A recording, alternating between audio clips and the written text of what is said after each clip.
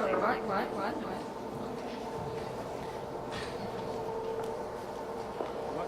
And good morning again. My name is Becky Matsky. I'm a professor of history, and I've been one of this semester's 6 Catalyst 300 faculty mentors. It's my pleasure to welcome everyone again, all of you here in the room today, and everybody watching online. I'm here to, again, announce each of these talks and to be the monitor. We'll have 20-minute talks followed by 5 minutes of question and answer. So just a reminder, again, this is the Catalyst 300 Applied Innovation Seminar. This is students working to present their innovative solutions to real-world problems. So our first talk today by our first group will be the positive effects of bringing green plastic production to Ripon.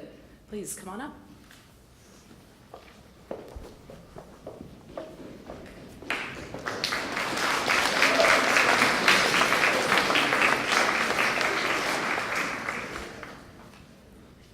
All right, good morning, everyone. Hope we're doing well today. So we're going to talk to you, as Professor Maskey just said, about the positive effects of bringing green plastic to the Ripon area. This is done by Alex, Alora, myself, Todd, and Zelina. So in 2015, 6.3 billion metric tons of plastic were produced globally. 262.4 million of those tons were produced in the United States alone. 7% of that 262.4 million was recycled. As well, 85% were landfilled, the rest being dumped into the ocean, threatening the lives of many sea creatures and making many bodies of water impassable. One such area here is the Great Pacific Garbage Patch, currently twice the size of Texas, and growing. Currently, around 80% of its contents are plastic-based, with some pieces dating back to the 1970s. So yes, plastic disposal is harmful to the environment, but so is plastic production. For every 1 kilogram of plastic generated, 6 kilograms of carbon dioxide is generated. So this, to put into perspective, is around 182 plastic bags, as you can see here. Wow. And so 6 kilograms of carbon dioxide is typically the amount of air that fits into 5 full-size family refrigerators, to put that into perspective. So during plastic production, you have carbon monoxide and carbon dioxide that are produced, and these help trap the sun's heat close to the surface of the earth. At natural levels, these carbon levels help regulate the Earth's temperature. However, through the use of fossil fuels by humans, they have caused carbon levels to rise 105 parts per million above naturally occurring levels. As you can see in this graph, at 2017 we were at 405 parts per million for carbon levels, compared to the previous high of 300 parts per million. You can also see in this graph that the carbon levels were able to re-regulate themselves over time. However, we have not been able to see that since. These increased carbon levels are what are causing an increase in temperatures as well as other volatile weather patterns known as climate change. And although climate change affects many things, just 2 of them are the impact it has on human health and the impact it has on animal habitats. So climate change is continuing to provoke human health problems by temperature extremes. Up until 1975, the warming rate was only 0.7 to 0.9 degrees Celsius each decade. But from 1975 to present, the global temperature has risen by 1.5 to 1.8 degrees Celsius, which is double that of the previous time period. And this increasing temperature is what is increasing the risk of heat-related deaths. However, on the other hand, you can also experience cold, extreme temperatures. And researchers are predicting that the cold temperature extremes will be more severe than they were of the 20th century. And we've already seen this with the 2019 polar vortex, which resulted in 25 deaths and hundreds of counts of hypothermia and frostbite. So this image here is showing NASA's prediction for what climate change will be like in the year 2100. The areas that have more red are going to be experiencing increased heat-related temperatures, whereas the areas that are more blue are going to be experiencing colder temperature extremes. Furthermore, climate change is also affecting animals' habitats, specifically polar bears. because the increased temperatures are depleting the Arctic ice. In just 3 decades, there have been 770,000 square miles of Arctic ice lost, which is about 11.5% each decade. This depleting ice is overall increasing sea levels, which in turn is destroying other coastal habitats. And so this first image here is showing the ice depletion in Alaska from 1909 to 2004. And as you can see, there is no ice left in the 2004 image. Whereas the second image is actually showing the Arctic ice depletion from 1979 to 2015. And you can see that there is depleting ice, especially in this area right here. So, as Zelina has just explained, the effects of climate change can be seen globally. However, responsibility for generating the carbon emissions that contribute to climate change is not globally shared. As you can see from this graph, published by the Environmental Protection Agency in 2015, just 2 countries are responsible for about 45% of the world's total carbon emissions. Those countries are the United States and China. Now, my group doesn't presume to change carbon emission levels in China, although they do need addressed. Instead, we would like to focus on reducing carbon emissions from the United States, starting with those in our own backyard, the Ripon and Fond du Lac area. Fond du Lac County has traditionally been a huge producer of plastics, but currently most of the plastic products they produce use petroleum as a base, which is harmful to the environment. As you can see from this chart, producing a plastic product from a petroleum base releases carbon emissions at 5 general points. When extracting the raw material for use, when transporting that material to a factory for processing, when processing that material into a finished plastic product, when distributing that product for sale and use, and when disposing of that product, typically in a landfill. One study by Aaron Dormer and colleagues found that of the carbon emissions released from this whole process, about 45% were released during the raw materials phase. A further 38% were released during manufacture, so those are the phases to target. In order to reduce those carbon emissions, some companies have turned to using a renewable base for their plastics instead of petroleum. Some existing companies use corn or sugarcane as the base, and Alora will talk more about that momentarily. There's also a growing movement to use hemp as the starting material, and this is an idea that we think has promise and that we would like to make viable right here in the Ripon area. So the advantage of using any renewable material, be it corn, sugarcane, or hemp, mostly lies in reducing the carbon emissions from the raw materials phase, which is a little under half of the total emissions. When extracting petroleum for use, there's a lot of machinery involved to drill it out of the ground or out of the ocean, wherever you're extracting it from, and this generates a lot of carbon while doing nothing to remove it from the atmosphere.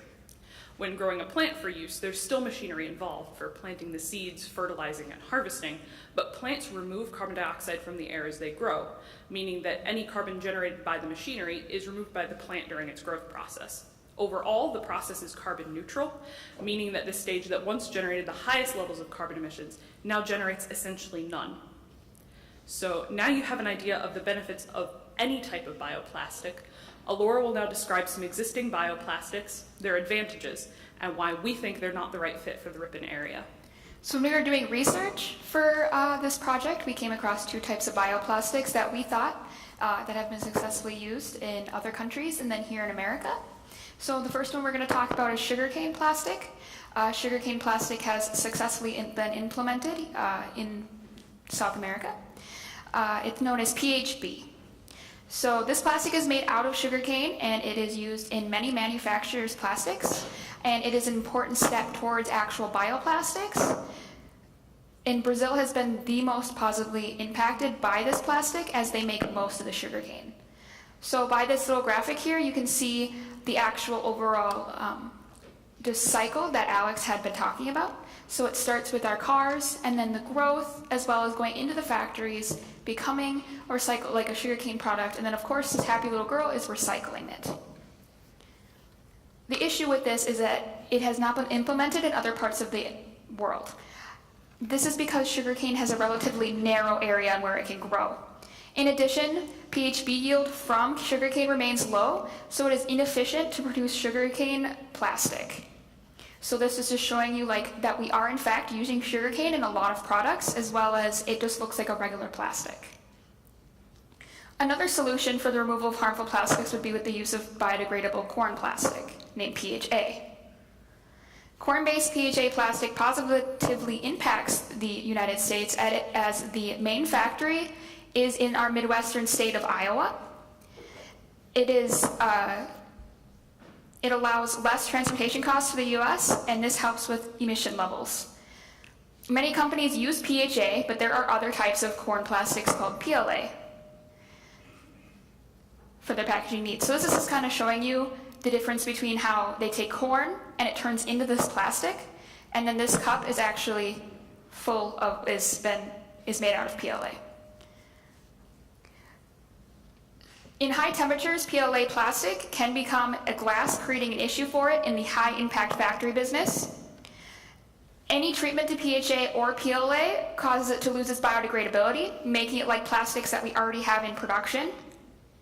PLA bioplastics work well in most industries, but when you want to recycle these plastics, the temperature has to be at 140 degrees Fahrenheit before it can even start to decompose. This also includes most sugarcane plastics that I talked about already. And many recycling plants do not have the capabilities to try and recycle the corn and sugarcane plastics, creating another issue. Using hemp reduces some of the negative aspects of both corn and sugarcane plastic. First, unlike sugarcane, it is a viable plant for the Ripon area. Wisconsin has also historically led the nation in hemp production. In the earliest 20th century, Wisconsin was one of the top growers nationwide before it became illegal. In contrast, growing sugarcane in Wisconsin would be absurdly unsustainable. First, it needs a tropical or subtropical environment, which Ripon assuredly does not have. Second, hemp plastic is easier to work with and to dispose of than corn plastic. Left untreated, hemp plastic will decompose in 6 to 9 months in your normal backyard compost pile. This is in contrast to other bioplastics, which I mentioned earlier, have to be heated to 140 degrees Fahrenheit before they can even start to decompose. All right, so this next slide is something we wanted to talk about before we got into any of our business plans, due to the fact we are in a conservative area and that there might be issues with the farmers not wanting to grow hemp. So this is just a quick little infographic. So first of all, the plants look completely different. Hemp also has a low THC, which means it's not going to be psychoactive. It adapts really well, so it can grow pretty much anywhere. It's a very hardy plant, and you can use it to make clothing, body care, cars. If you can think of it, you can probably make it out of hemp. Marijuana, on the other hand, has a high THC, which is about 5 to 35%. This makes it psychoactive. It's very, very, very picky plant. It's hard to grow, and of course there are only 2 uses, which are medical and recreational. And now Alex and Selena are going to talk about our business plan and how we want to get the farmers involved. So, we are looking for investors to invest in our business, Ripon Good Hemp. And our idea is to use hemp to produce plastic packaging materials. And we have chosen to do plastic packaging materials because they account for so much of the plastic waste produced each year. A study by Geyer and colleagues in 2015 showed that packaging resulted in 141 million tons of plastic waste produced this year.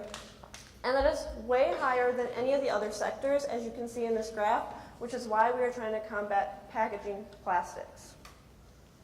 So we intend on buying a building here in the Ripon area, which is what we are going to use to make our plastic packaging materials. We will also be working with farmers to help educate them and to convert them to growing hemp, which will then be bought back by our business. Currently, most of Ripon's farmers are producing corn, and that corn is not staying local. Furthermore, corn actually requires a lot of water and fertilizer to grow.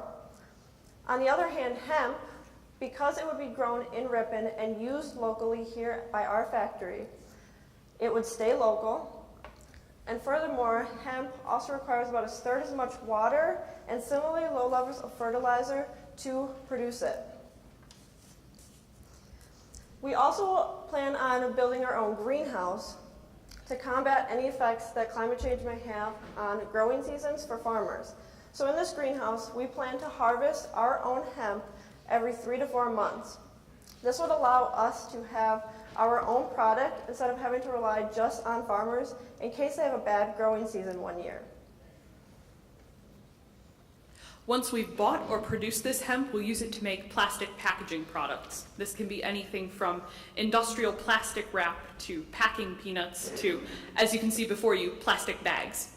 And once we've produced these products, we intend to sell them to shipping companies, starting locally in the Fox Valley area and one day hopefully expanding across state borders. We also intend to open a compost site adjacent to our factory to make recycling all green plastic products available for Ripon residents. Our hemp plastic will be safe to just throw in a backyard compost pile, but not every type of bioplastic is safe. So our compost facility will make it accessible for people to bring their products to us and have them disposed of for free. If we expand, every new factory we open will have its own compost site nearby to make recycling green products accessible to surrounding communities. So this graphic explains kind of our business layout. There in the lower right is Ripon Town, where you are now. Up in the top right is our factory, and in between the town and the factory is our free compost facility. On the other side of the factory is our greenhouse, where we'll be producing a limited supply of our own hemp in case there's a low yield year. And there are the farmers' fields where we'll be getting the majority of the hemp that we'll use. So in order to get this business up and running, we need a loan of $879,600 from investors to be repaid in full within 10 years. We ourselves are willing to put up $219,900 from a combination of our own savings and donations from angel investors, who are people like friends and family who are interested in seeing our business get up off the ground but have no interest in repayment. This is projected growth for the first 3 years. So as you can see, in year one, we expect our total sales to reach $3,702,350. But after cost of sales and expenses, our net income will only be about $481,513. By year three, we project our sales to reach $6,016,318, and our net income to reach $1,478,623. All right, so you guys just heard our business plan, so I'm going to talk a little bit about the legalities behind our business plan. So, in the year 2017, at the state level, Wisconsin Act 100 was passed. So what that entails is it legalizes industrial hemp statewide. So we are able to grow it, market it, whatever we see fit as far as the business aspect goes. So, in order to partake in such activities, we must register and obtain a license with the Department of Agriculture, Trade, and Consumer Protection. So, with the application of that license and registration requires consent to background checks, consent to inspections, either set up periodically or unannounced, and testing of the crops 30 days before harvest seasons. So what the testing consists of is an agent from the DATCP will come out into our greenhouse or a farmer's field, collect random samples from each field, and take it back to the lab to make sure that the THC level is below that 0.3% threshold that Alora had previously explained. So what we ourselves would need would be the grower license, processor license, grower registration, and the processor registration as well. So the licenses here are, once you have them one time, you have them for life unless they get revoked.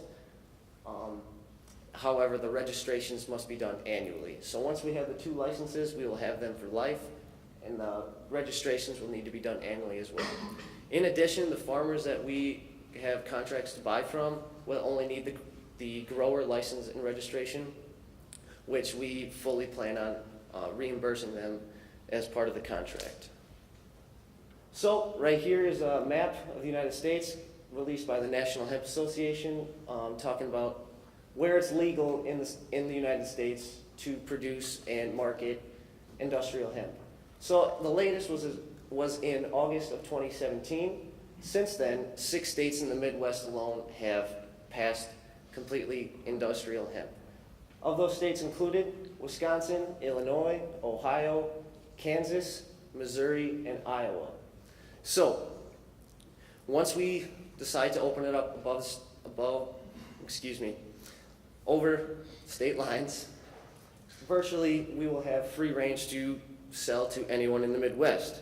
Currently in the Midwest, there are 3 states who do not have full legalization of industrial hemp. 2 of those 3 states, Michigan and South Dakota, currently have bills pending to, at the state level, pass industrial hemp legalization. So once we decide to open it up out of the Fox Valley area and out of Wisconsin, the Midwest would be virtually where we'd open up to first, and we would have virtual free range to sell and market to any businesses in the Midwest. In summary, plastic production is damaging our planet through the creation of physical waste and carbon emissions. We propose to combat both aspects by making hemp plastic production accessible to the Fond du Lac area. This will improve the health of farmers' fields, increase jobs in the Ripon area, and allow us to have a sustainable form of plastic that reduces carbon emissions and physical waste. We have a business plan and are eager to get it up and running. We just need you, the investors, to help us make the planet greener, one plastic bag at a time. All right, and then before any clapping, we just want to give out our acknowledgments to these professors who specifically have helped us on our project throughout the semester. So thank you guys. Questions?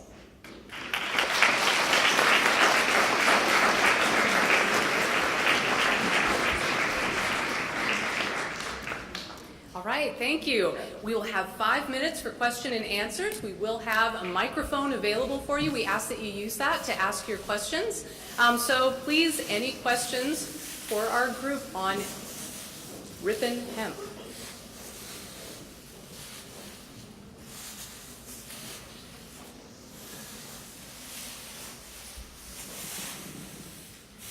Thank you for that interesting talk. I just have a question about whether the biodegradability of hemp-based plastic interferes at all with some of the conventional uses of plastic for longer-term storage containers and so on. So we actually did look at that.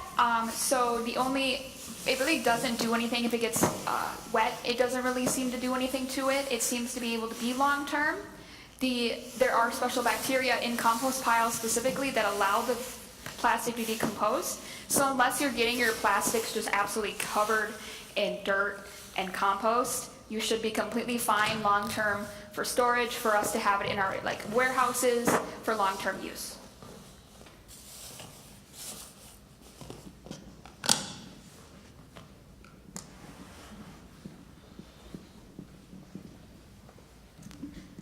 Hi. A question about creating green plastic. So you have a business model which would then, in order for it to be successful, you would be producing as much green plastic as possible. And I wonder if there might be a discrepancy between producing more so that your business is successful and conservation overall, which would perhaps allude to making and creating less plastic.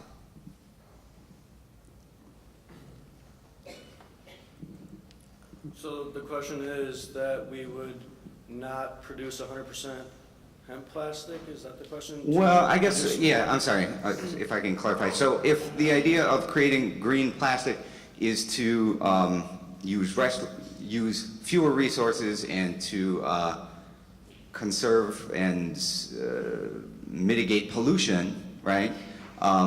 The business model of producing more plastic would use resources and maybe have a lesser conservation aspect, right? So it's almost like there's a paradox between producing a successful business of green plastic and conserving plastic and resources overall. So I think our main issue here would probably be that overall we'd advocate please stop using as much plastic, please. We'd be probably really open about admitting that, yeah, while we want our business to be up and running really, really well, that our main goal is to be plastic free. But I think right now we just have to hope that switching over to hemp plastic will eventually bring us to no plastic, and hopefully by that time we'll all be able to retire and we won't have to even think about it again.